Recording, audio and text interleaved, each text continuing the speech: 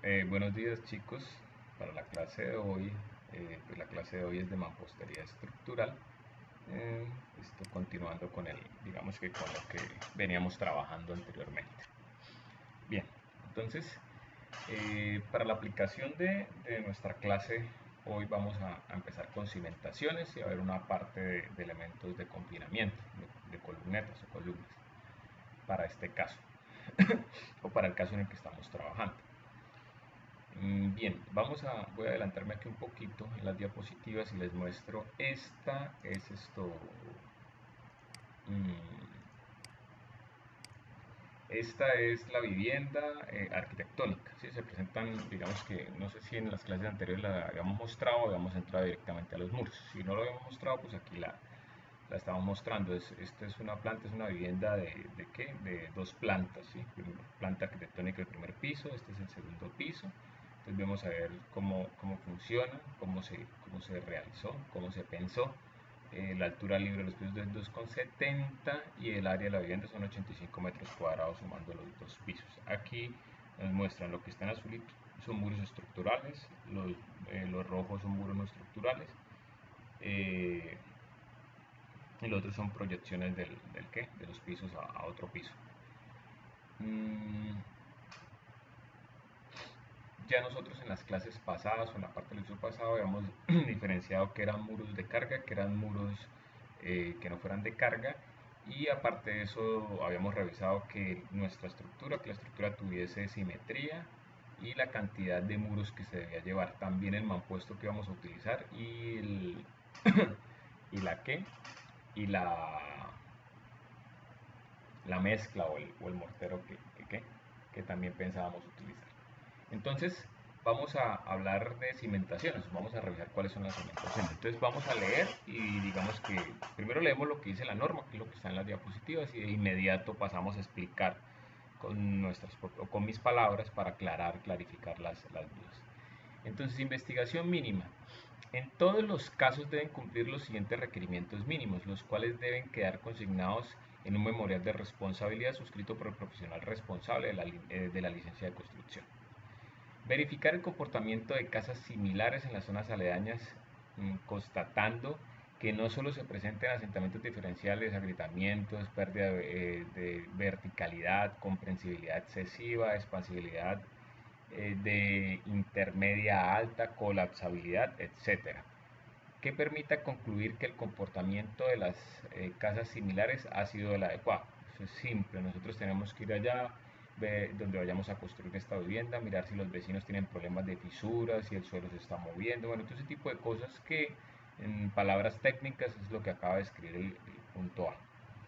También debemos verificar en inmediaciones del sector a intervenir la ausencia de procesos de remoción en masa, áreas de actividad minera activas, en recuperación o suspendida, erosión, cuerpos de agua u otros que puedan afectar la estabilidad y la funcionabilidad de las viviendas. Se debe realizar un mínimo una pique por cada 3 unidades construidas o por cada 300 metros cuadrados de construcción hasta una profundidad mínima de 2 metros en el que constate la calidad razonable del suelo de cimentación. En los apiques indicados en C deberán quedar determinados los espesores de los materiales inconvenientes para el apoyo directo, o sea, el suelo que no sirva, y superficial de la cimentación, ¿sí? Como son descapotes, compra materia orgánica, eso es el suelo que no nos sirve para cimentar, los cuales deberán ser retirados durante la construcción. En caso de que los resultados de la investigación mínima indiquen condiciones inadecuadas para la estabilidad del proyecto, se deberá realizar los estudios técnicos indicados en el numeral E2.1.2. Entonces, ¿qué es lo que estamos diciendo acá? Para resumir todo esto, nos están diciendo, hey, nosotros vamos a construir una vivienda de uno o dos pisos. ¿Listo? Para esta vivienda de uno o dos pisos, tenemos que, como no vamos a hacer un estudio de suelos, supuestamente, esto lo podemos aplicar así, supuestamente, vamos a revisar que todas las casas aledañas del vecindario no tengan problemas de fisuras, que por ejemplo cuando hablan de expansibilidad, ver que el suelo no genere burbujas, que si las calles están pavimentadas, que estén sin deformaciones, cuando el suelo presenta deformaciones en las vías, es una, digamos que una forma de tener en mente que el suelo no está funcionando bien. Y digamos que cualquier otra cosa que nos indique que el suelo está mal, no solamente es, por lo que se está viendo acá, no solamente es, pues es observación, pero con un profesional que entienda de qué, de este tipo de cosas. Entonces, eso es lo que debemos tener un poquito claro. Aparte de eso, nos dicen que de igual manera hay que hacer unos apiques, hay que revisar que el suelo se esté comportando bien, ¿sí? Es decir, que el suelo sea bueno, que no haya mucho material orgánico, mucho también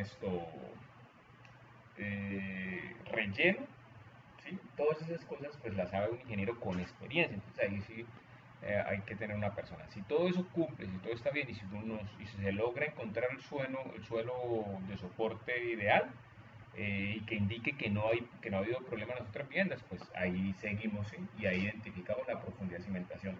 Entonces esto es un poquito delicado. Ahorita lo de adelante pues termina siendo una receta de cocina con que se aplica, pero determinar el suelo en donde vamos a emplazar nuestra estructura, eso es un poquito delicado, por llamarlo de alguna manera. Hay que respetar eso porque si uno cimienta en un sitio donde no debe, hasta Jesucristo lo dijo, si usted no cimienta en roca, hermano, eso se le va a caer. ¿Sí? Entonces es casi lo mismo de determinada manera. Si usted no cimienta en un sitio estable, pues la vivienda le va a fallar, pase lo que pase. No hay una estructura, no existe una estructura. ¿Sí? Por más buena que la hagamos, ¿sí? Que si cimentamos en un sitio que no se debe, lo aguante o lo resista. Todas van a fallar, todas se van a fisurar, todas si no cimentamos en un suelo bueno. Si cimentamos sobre materia orgánica, que son suelos muy comprensibles, si cimentamos sobre unas arcillas expansivas, si cimentamos sobre rellenos de baja compactación, o sea, mal compactados o mal sí, generados, todo eso nos puede generar una falla por más buena que esté nuestra estructura. Entonces, ojo con lo de suelos. Bien.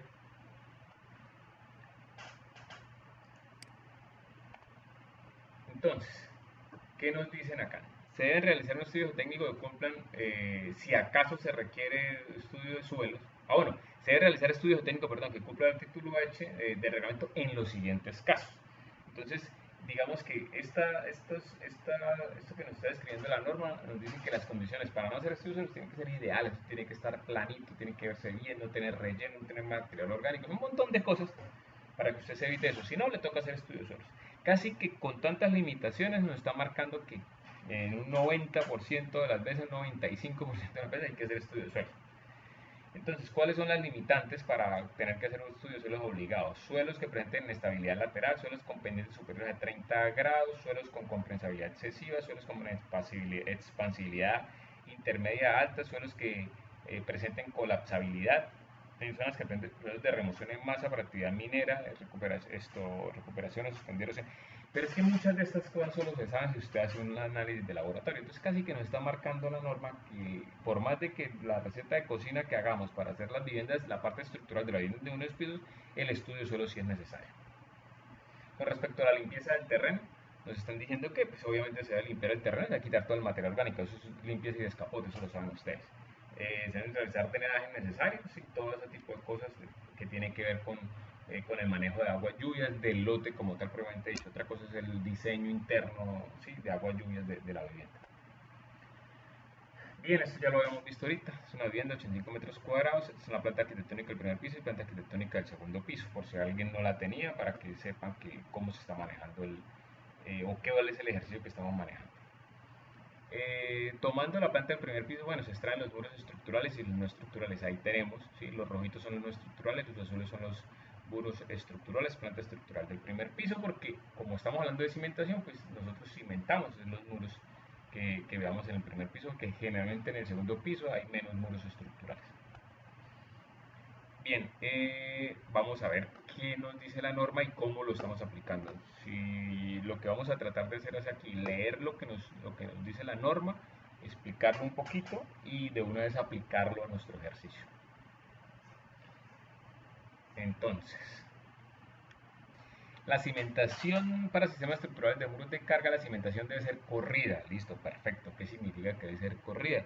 Pues que toda esta cimentación, ¿sí? La mantenemos es corrida, no es... Obviamente los muros son elementos que transfieren la carga de forma lineal, y al transferir la carga de forma lineal, pues así se la vamos a transmitir al suelo, porque nuestros cimientos deben ser lineales o continuos. Porque la vivienda de mampostería confinada se debe seguir cada uno de los parámetros, bueno, que muestra como se indica a continuación. Para la ubicación de las vigas de cimentación continua se debe tener en cuenta lo siguiente. Por acá nos dicen que la cimentación debe generar anillos rectangulares en planta, ¿sí? Es lo que nos está mostrando acá. Como se ilustra acá, entonces mire que digamos que todas las vigas están generando ¿qué? Anillos completamente cerrados, ¿sí? Eso es lo ideal de una cimentación, eso es lo que tenemos que buscar. Que se asegure la transmisibilidad de cargas de la superestructura al suelo de forma integral. Eso es para garantizar esto que acabo de decir. Debe existir una viga de cimentación para cada muro estructural. Obviamente, ningún elemento de cimentación puede ser discontinuo. Todos tienen que tener continuidad. Y es obvio que todos los muros deben tener una viga de cimentación. De hecho, en el instante en que aclaramos el concepto de muro estructural, decíamos que el concepto de muro estructural es un muro que esté continuo, obviamente digamos que por toda la altura del edificio, y que debe estar cimentado, pues obviamente tener, ¿sí? Eso. Entonces, dimensiones mínimas que deben tener las vigas de cimentación, se expresa como tenemos. Entonces, vamos a revisar esta tabla. Valores mínimos para dimensiones, resistencia de materiales y refuerzos de cimentación. Entonces vamos a tener sistemas estructurales. Vamos a concentrar en los de mampostería, no en los de bareque, que son estos. ¿Listo? También vamos a tener casas de un piso y casas de dos pisos. Nos vamos a concentrar en esto. Nuestra casa es de dos pisos. ¿Listo? Entonces, tenemos una anchura mínima para casas de dos pisos de mampostería. Entonces, para el caso de nosotros, debe ser este. Altura mínima mampostería, para el caso de nosotros, este. Acero longitudinal mínimo para casas de dos pisos, en el caso de nosotros, este. Y estribos, estos. Bien, porque son casas de dos pisos. Y anclajes, acero para anclajes de muros, ¿sí? Para mampostería, listo. Entonces, digamos que lo mínimo. Ya de una vez sabemos que nuestra viga de cimentación va a ser de 30 por 30, no hay de otra. Y que va a tener por lo menos 4 orillas número 4 de refuerzo longitudinal y un estribo de diámetro número 2 cada 20 centímetros. Ya lo sabemos.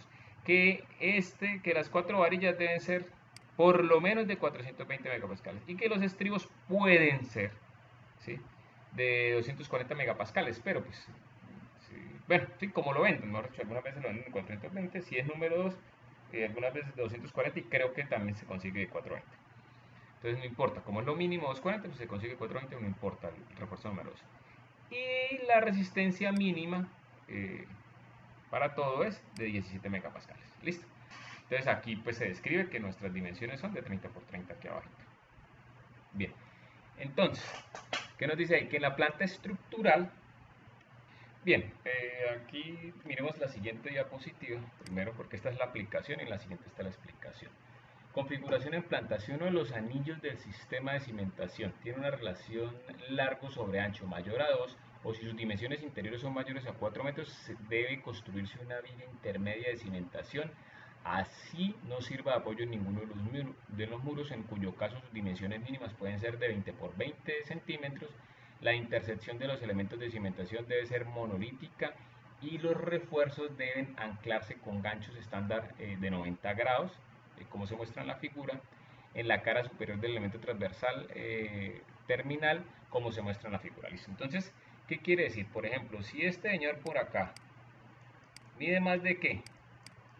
4 metros, haga una viga acá. Bueno, acá sí toca continua, ¿no? Obviamente. Si la relación de una dimensión con respecto a la otra dimensión sobrepasa 2, ¿ponga qué? Ponga otro elemento, ponga otra viga. Estas vigas, como no van a estar encima de los muros, entonces hágalas más pequeñas, ¿sí? Hágalas de cuánto, de 20 por 20, se lo permite. Eso es lo que nos acaban de decir. Ahora aquí en la diapositiva anterior vemos la aplicación y vemos la aplicación de lo que está acá, ¿sí? Cumpliendo lo que les había descrito. Sí, por ejemplo, esta viga que está acá, esta viga que vemos acá, esta señora, no está sobre ningún muro, esta tampoco, ¿sí? Hay ciertas vigas que se realizan para cumplir esos parámetros, ¿sí? Eso tampoco. Entonces, bueno, esta parece que es hecha por continuidad, qué pena, pero estas sí son hechas por dimensiones. Entonces, hay que mirar y para hacer eso, pues nos tocó hacer, ¿sí? Para poder cumplir eso nos tocó de esa manera. Para cumplir o sea, el E2, 1, 5. Entonces ustedes también, para que cuando estén aplicando sus trabajos, deben saber que si no cumple eso, hay que atravesar vigas y que se generen anillitos, ¿sí? Se generan anillitos. No se preocupen por la parte económica. Primero tenemos que, como ustedes saben, un buen diseño debe cumplir tres factores. Primero seguridad, después funcionalidad y por último economía. Ustedes deben aprender a manejar primero las dos primeras bastante bien, que es seguridad y funcionabilidad. Y luego cuando manejen bastante bien esas dos, pasan a la parte de economía. Aquí, bueno, ya lo habíamos discutido. Entonces, bien, bueno, ahora la parte del qué, del refuerzo. Esto es para viviendas de un nivel y esto es para viviendas de dos, ¿sí? Niveles. Entonces nosotros aplicamos para acá. Acero longitudinal de estrío, ya, el acero longitudinal ya habíamos dicho que eran 4 número 4, 2 número 2 cada 20, acero para anclajes número 3. Esto es lo que aplica para nosotros porque son dos niveles, ¿sí? Entonces, ¿qué estamos viendo acá? El nivel superior de los refuerzos, ¿sí? Esto representa los hierritos de arriba. Ojo, obviamente va a haber una viga de cimentación que nosotros tenemos. Entonces, esto es, por ejemplo, la viga, eh, 30 centímetros. Esta mi letra es igual de fea a la que hago en el tablero a veces. Y 30 centímetros, bueno, ustedes lo entienden porque son muy inteligentes. Y el refuerzo, por ejemplo, tenemos un refuerzo acá, otro refuerzo acá, otro refuerzo acá, otro refuerzo acá. Lo que me está mostrando la planta es este refuerzo superior, pero no significa que solo tengan dos refuerzos. Bueno, yo sé que lo entiendo, pero bueno. 30 por 30 tiene 4 hierros como lo muestran acá, 4 hierros de media, ¿sí? Y lo que vemos en planta, como es una planta, son estos dos de arriba, cómo se comportan. Obviamente estos dos también los hacemos iguales a los de arriba, ¿sí? Para que no haya confusión, pero se alcanzarán. Entonces esta representación son el hierro visto desde la parte superior. ¿Listo? Entonces con eso aplicamos toda la parte del refuerzo y así tienen que quedar las plantas. Así también tienen que verse los planos de ustedes, digamos que sí, la información que ustedes envían en sus trabajos. Bien, cimientos excéntricos, entonces ojo con esto, ¿sí? Nosotros podemos hacer, se pueden hacer cimientos excéntricos si hay linderos, si nosotros tenemos un lindero en nuestro ¿qué? En nuestro proyecto. Por obvias razones los linderos uno no puede robarse parte del lindero de otro lote y tampoco pues ningún cliente, ninguna persona quiere perder algunos centímetros de su propia vivienda. Entonces por eso se hacen cimientos excéntricos. Listo, donde aplique. Generalmente pues son cimientos concéntricos, donde más se pueda, pues son más estables, pero donde toque pues hacemos excéntricos. ¿Qué es un cimiento excéntrico? Es esto que está acá. ¿Sí? ¿Qué es un cimiento concéntrico? Esto que está acá. Bien, ya ahorita venimos a la diapositiva siguiente. Aquí nos dicen qué hacer si nosotros tenemos un suelo de cimentación con 20 centímetros, perdón, con una pendiente superiores a 20 centímetros, o sea, entre 20 y 30, porque ya nos están diciendo arriba que si son de 30 centímetros tenemos que hacer estudio de suelo. Entonces nos dicen que pongamos unos pilares separados cada 5 metros. Por ese tipo de cosas, la verdad, nosotros digamos que no debemos jugar tanto. Si nos acabamos de dar cuenta, según lo que nos dieron, las indicaciones que nos dieron al inicio, ¿sí? La norma nos da al inicio, y lo que estamos leyendo es que prácticamente nos están mandando a hacer estudios de suelos, ¿sí?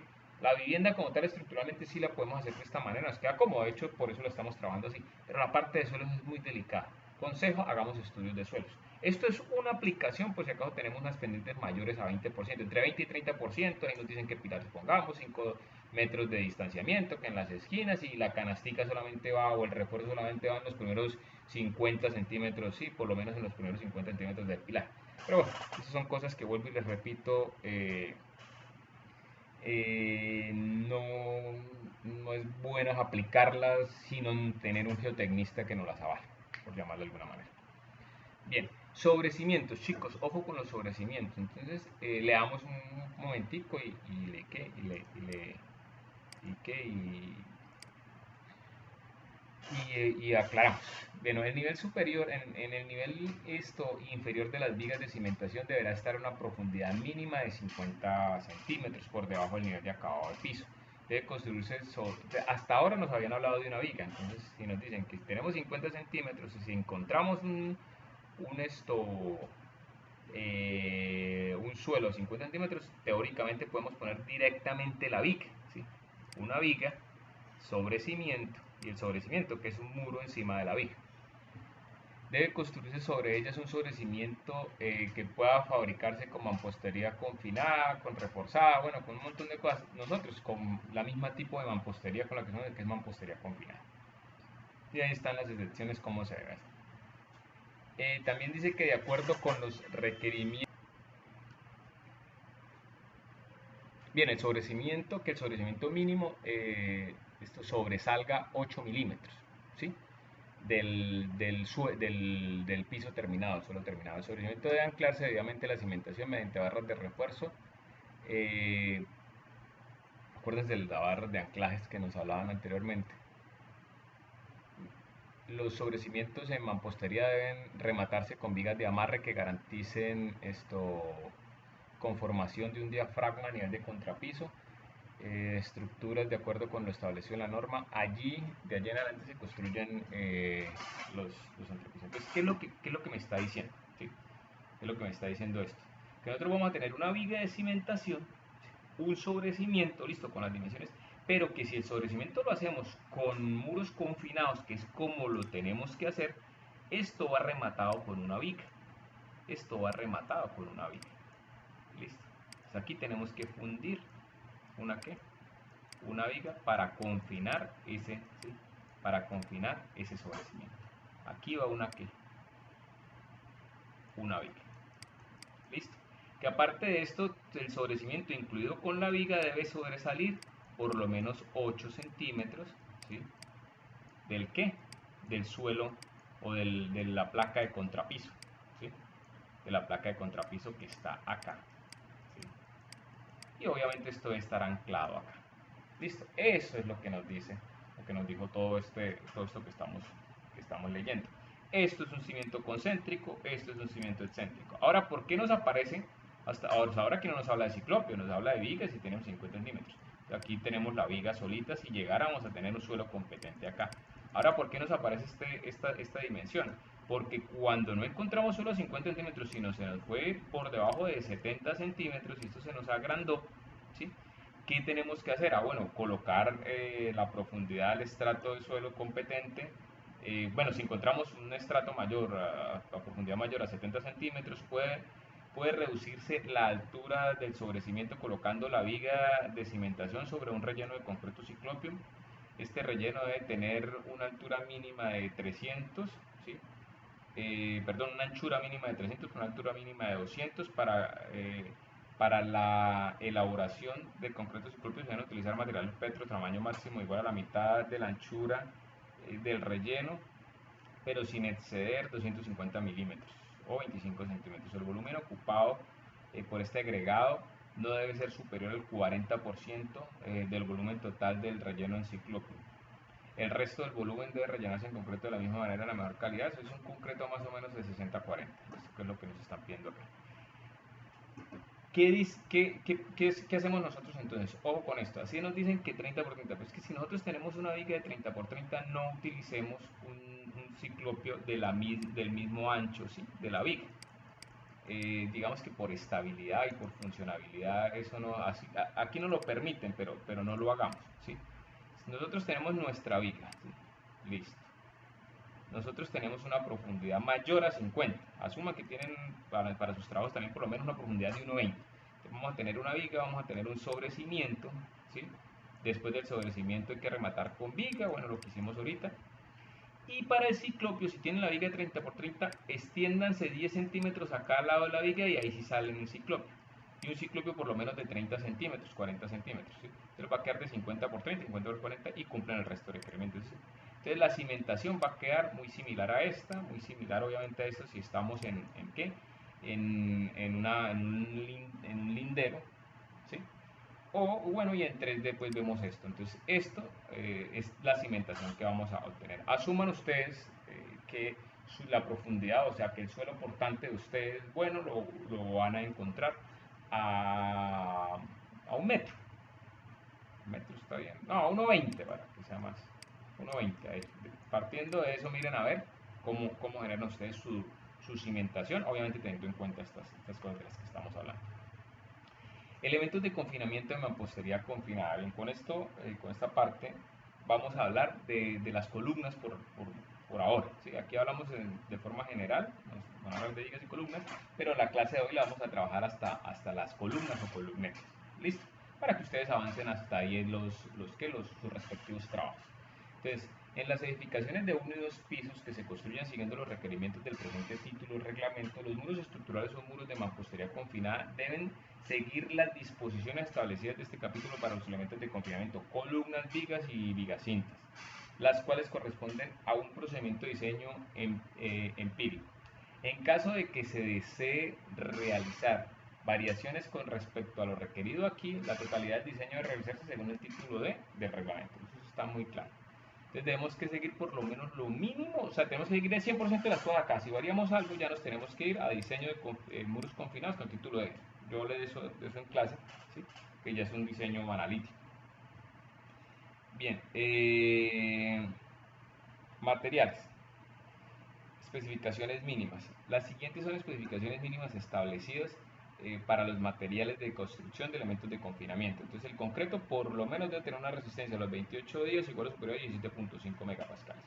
Y el acero de refuerzo de esto longitudinal puede ser liso o corrugado, pero mejor corrugado, por favor. En ningún caso el acero refuerzo puede tener un límite de influencia inferior a 240 megapascales. Pero ojo con las tablas, ¿sí? Que las tablas de arriba ya no tienen una limitante, que para el longitudinal deben ser 420 megapascales. Bien, entonces columnas de confinamiento. En general las columnas de confinamiento se construyen en concreto reforzado. Las columnas de confinamiento deben anclarse a la cimentación, pudiendo utilizando empalmes por traslapos en la base de la columna. Ojo con eso. Y deben rematarse anclando el refuerzo de la viga, sí, anclarse al refuerzo de la viga de amarre superior. Cuando una columneta tenga 2 niveles, se puede realizar un empalme por traslapo en cada nivel. Las columnas de confinamiento se deben vaciar con posterioridad al alzado de los muros estructurales y directamente con ellas. Entonces, ojo con esto. Nos están diciendo que cada nivel puede tener un traslapo, ¿sí? Entonces se puede realizar un empalme por traslapo en cada nivel. ¿Listo? Entonces este es un requerimiento que vamos a tener en cuenta. Y también dice que las columnas de confinamiento deben anclarse en la cimentación, listo, obviamente. Pudiéndose utilizar empalmes por traslapos en la base de la columna. Empalmes por traslapos en la base de la columna. Si ven que ahí nos están diciendo ya un montón de cosas. No tenemos las limitantes que tenemos en el C21, ¿sí? Cuando ustedes tienen que diseñar una columna, que los empalmes por traslapos en esta zona son en la mitad central de elementos, en la mitad de la columna. Hay un montón de cosas para los sistemas aporticados. Aquí nos están colocando las cosas mucho más fáciles. Dimensiones. La sección transversal de la columneta de amarre debe tener un área no inferior a 20, perdón, a 20, bueno, a 200 centímetros cuadrados con espesor igual al del muro que la confina. Esto ya lo habíamos revisado, ya tenemos las dimensiones de las columnas en la primera parte, pero entonces aquí de todas maneras lo recordamos. Ubicación. Deben colocarse columnitas de amarre en los extremos de los muros estructurales seleccionados en las intersecciones con otros muros estructurales y en lugares intermedios a distancias no mayores de 35 veces el espesor efectivo del muro, 1.5 veces la distancia vertical entre los elementos horizontales de confinamiento o 4 metros. ¿Se acuerdan que en la clase pasada ya habíamos establecido dimensiones de columnetas y aparte dimensiones máximas separaciones máximas de estas? Para efectos del ejercicio que está solucionando, se procederá a tomar las plantas estructurales del primer y segundo nivel y ubicar las columnetas. Listo, eso es lo que vamos a hacer a continuación. Debido a que los muros tienen espesores de 12 centímetros, Entonces las columnetas tendrán el mismo espesor, puesto que la columneta debe tener un área mínima de 200, entonces se procederá a utilizar una columneta de 12 por 20 y así tenemos un área más grande que 200 centímetros cuadrados cumpliendo con la norma. A continuación se muestran las plantas estructurales de los elementos confinantes. ¿Qué fue lo que hicimos? Ya teníamos, me parece que en la clase pasada lo teníamos, los días pasados lo teníamos. Ya tenemos limitantes de espaciamiento entre columnetas, también dimensiones de columnetas. Ahora, ¿qué vamos a hacer? A aplicarlos a nuestros muros estructurales. Bien. Entonces, ahí estamos viendo todos los azulitos son muros y ahí estamos siguiendo las recomendaciones. Ninguna columneta está de una distancia mayor a 4 metros, que fue lo que calculamos si no estoy mal, y esto tampoco tiene una dimensión mínima de 12 por 20. ¿Listo? Entonces todas están ahí. Entonces en tramo largo, por ejemplo, mire este tramo largo que vemos acá, que superaba los 4 metros, se le pone esta columneta, ¿sí? Para cumplir con los requerimientos de ley. No sé si tengamos otro tramo largo. Creo que este tramo hicimos exactamente lo mismo. Perdón. En este tramo hicimos y se le puso esta columnita para cumplir la ley. Bien, creo, sí señor, mire, esta señora también, casi en el límite, pero nos tocó ponerle la columna. Y donde no se requiera, pues no se le pone, porque estamos digamos que con requerimientos mínimos, ¿sí? Entonces, ojo con esto, mire, acá no se tuvo que poner porque no sobrepasa la longitud máxima o la separación máxima entre columnetas. Ya en un diseño real, si usted ve y si usted cree que debe ponerle por seguridad, pues usted se lo pone. Pero realmente aquí estamos trabajando de valores mínimos. ¿Sí? Listo. Otra cosa que quiero aclarar aquí antes de seguir es qué ocurre con los elementos o los muros no estructurales. Resulta que estos elementos o estas mamposterías son no estructurales y se diseñan según los reglamentos de ley para elementos no estructurales. Nosotros no los tocamos acá, no los diseñamos, pues porque ellos se diseñan según los requerimientos de ley. Ahí en la norma dice, se busca para diseño de elementos no estructurales y ahí aplica ese diseño que es mucho más sencillo que el de elementos confinados. Esto es para clarificar de que no vamos a poner estos muros así simplemente pegados sin ningún tipo de seguridad. No, lo que debe cumplir como mínimo un elemento no estructural es que el mismo se soporte a sí mismo, ¿sí? Y que en un sismo él se tenga a sí mismo. Y para eso tienen que haber unos elementos que también confinan estos elementos no estructurales. Bien, también observamos que está la planta del primer nivel y la planta del segundo nivel. Los muros, obviamente, algunos continúan, algunos de esto no continúan. Bien, y algunos nacen acá. Por ejemplo, este muro no estructural nace en el segundo piso.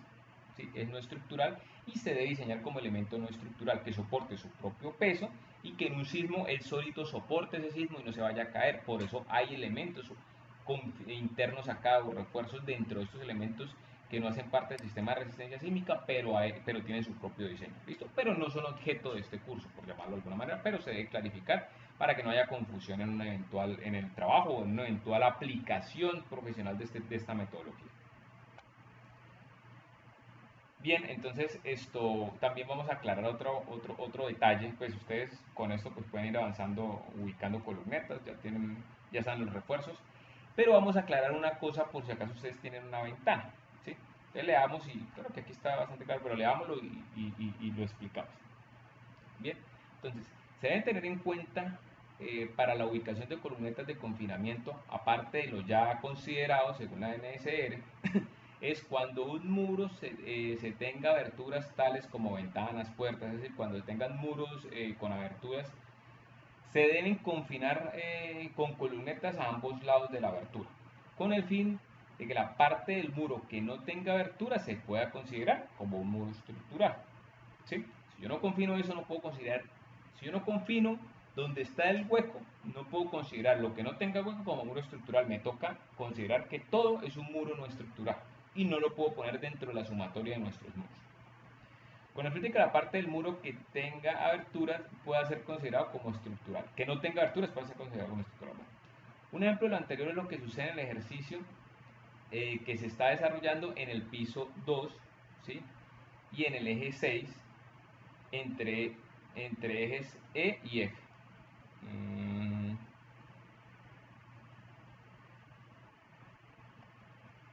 Vamos a...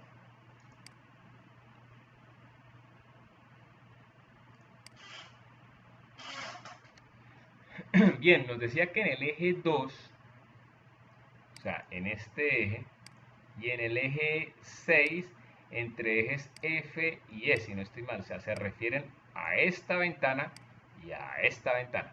Entonces, ¿qué nos están diciendo? Que para poder considerar que este señor sea estructural y que este señor sea estructural, debemos confinar esto. Para que este señor sea estructural y este señor sea estructural, debemos confinar esto. Eso es lo que está haciendo, eso es lo que están haciendo acá. Bien, entonces tienen la ventana, ¿sí? Existe la ventana, lo que estamos viendo acá, ¿sí? Y la ventana hay que pasarle columnetas al inicio y al final de la ventana, poner estas vigas acá de confinamiento para los elementos, ¿sí? Para las ventanas, para considerar que esto sea estructural y que este sea estructural.